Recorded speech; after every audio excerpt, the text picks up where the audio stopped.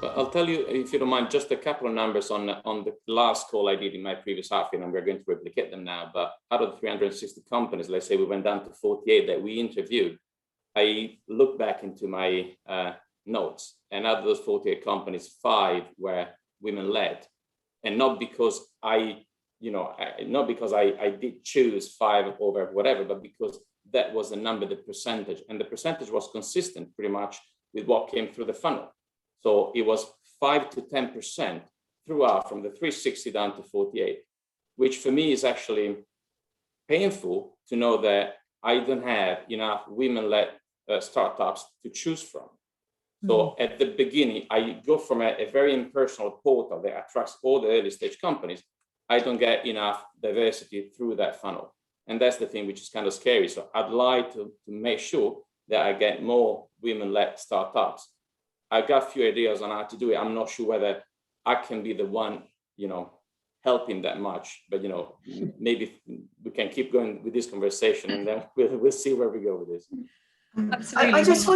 I just wanted to say, though, I think there's a lot that we can do as investors to be a bit more proactive. So, I think putting your hand up and actually helping and mentoring, perhaps the business isn't for you, but you perhaps know, because we're so well networked, we probably know somebody that is, and that's actually passing these deals around and giving them some quite honest feedback. You're not asking for enough, you're not being ambitious enough, you need to do this. I think putting something back is important.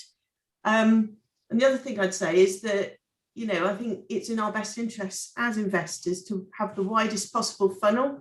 So, going, not just getting it from the same sources, but actually making a particular effort to get into those sort of, diverse areas is important. And, I know that it's challenging when you're so busy, but actually making that effort and getting out and talking, I think we all want to do that, because, the widest possible choice is best possible deals. And, that's everybody's a winner, aren't they? Absolutely. I agree with you, but there is one, I'll give you my experience. And we did what we call taxonomy in terms of understanding where we get the different companies from. Through MedCity in 2019 and 20, and for sure in the future, we attracted whatever amount of companies, but there were 50% of the companies that came to us. So we probably saw about 1,000 companies. But again, the taxonomy in terms of the concentration of women-led companies was pretty much the same all around. And we went to embassies, to accelerators, to incubators, through advisors, and it's pretty much the same. I don't get enough women-led companies coming to me. And I'm very open. I want them, because there are so many studies that prove that, first of all, they perform better somehow, and I'm very pleased with that. But secondly, that diversity allows you to have an even better portfolio. So I very much welcome them. So I think there's some really interesting points that have been made there. And Julie, if I can just build on your comments, I wanted to turn to examples of initiatives that you've seen that you think work well, either to do this, what I describe as welcoming in, or, as you say, to help influence before anyone ever comes near your door.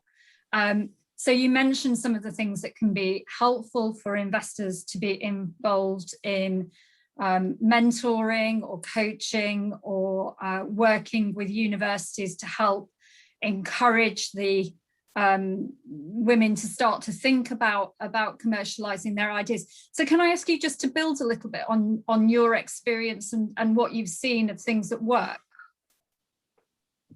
Okay, well, I think there's something that FSE did some years ago, which I'm still seeing the benefits of. So we set up, I think at the time, the first all-female angel investor club, and that we invited men to it, but that was the badge of, just sort of encouraging female entrepreneurship, and that worked very well. And what then that created, we had a whole number of companies that were backed by angels that perhaps needed a bit more.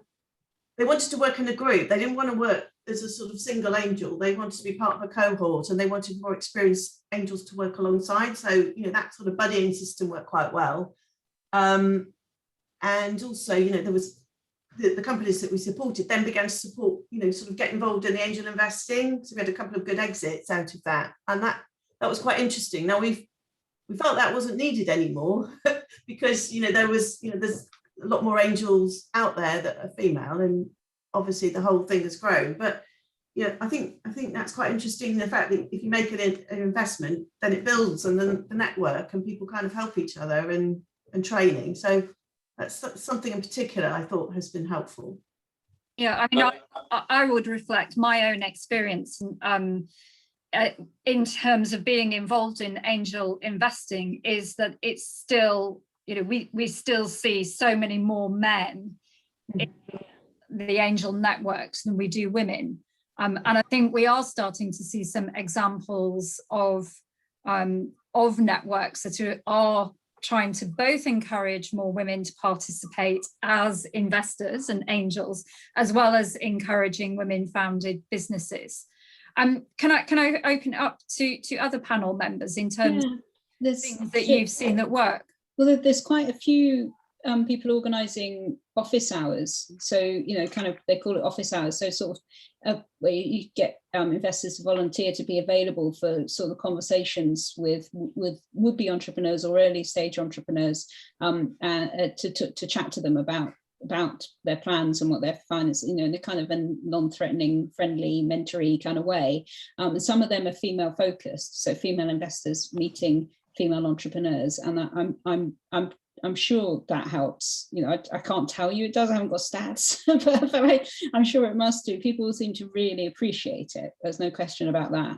And the other thing I think that has really changed the whole ecosystem, but I'm sure it must level the playing field as well for women, is just that the number of accelerators that there are now, and programs that are running that are providing people with the sort of the guidance and the education, if you like, and how to start a company and what to do. I worry that some of them channel too many businesses towards raising money when it's not necessarily the right thing. I knew one female entrepreneur who was ran a service business, and a couple of years after she raised some very nice money, she sort of sat and had a heart to heart with me and kind of said, we're really going to struggle. I really don't think I should have taken investment money. I think this isn't the right sort of business to take large amounts of equity investment. We were a service business, and this is what the accelerator kind of taught me to do, and sort of thing. So I sort of slightly worry that they're pushing people a little bit too hard on an automatic path, but it certainly is a route for all different sorts of people to get into the ecosystem and to get in,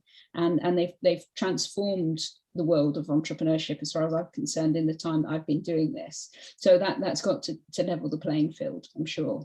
I think that's a point really well made. I remember being quite a long time ago, being at an event with Debbie Harland from SL1 back in the days when she was my other role model. I remember. Yeah, the GSK's corporate venturing arm, and she said, don't forget what it is that you want to be when you grow up. This was to companies that were starting out, by which she meant, don't take any money from anyone, because that will influence what later fundraising and what you become as a company. And I've always had that as a sort of mantra in the back of my mind ever since. But thanks, Rebecca, for that. And I think what you're referring to in terms of demystifying a little bit what investment is and who and what investors are, so that there's a sort of a better sense of how to build a relationship. Claire, it goes back to what you were saying earlier, which is that the investment journey for you as an investor is not just someone comes and pitches to you and you go, great, yeah, let's give you the money. It's very much about building a relationship over time.